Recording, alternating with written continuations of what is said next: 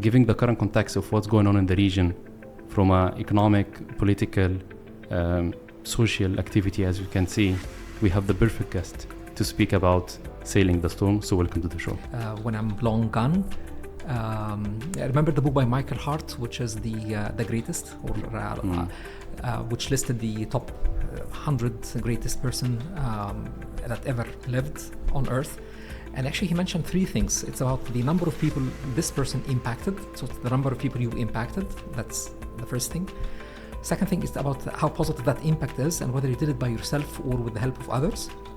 And the third point is whether that impact was everlasting or not. So that's the definition which actually led Michael Hart to put Prophet Muhammad, peace be upon him, a complete company.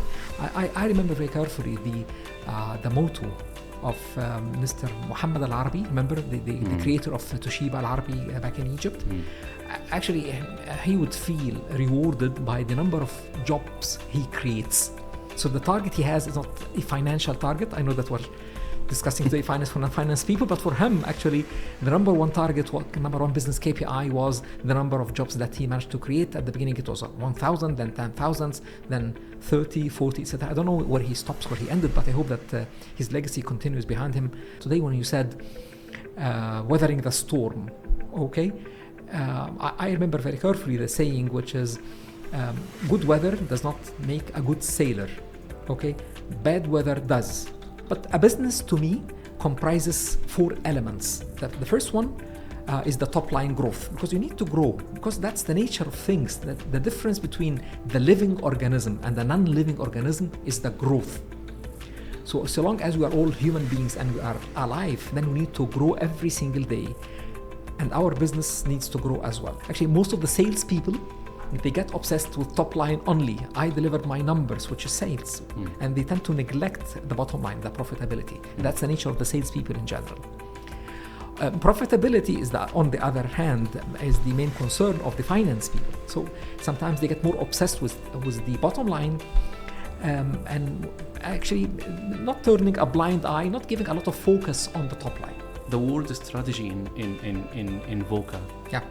I believe in one of your speech to the employees, you give a strategy for the quarter, for the year, even for the months. Yeah.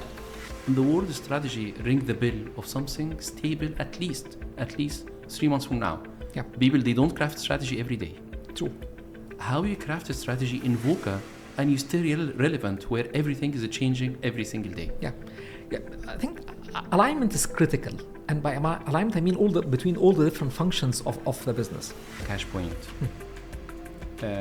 If the VUCA is economic VUCA with that massive currency devaluation, how cash can be the king in VUCA in that sense? You see what I'm saying? Yes, in a hyperinflation environment, the best thing you can do to your business is to convert your cash into raw material.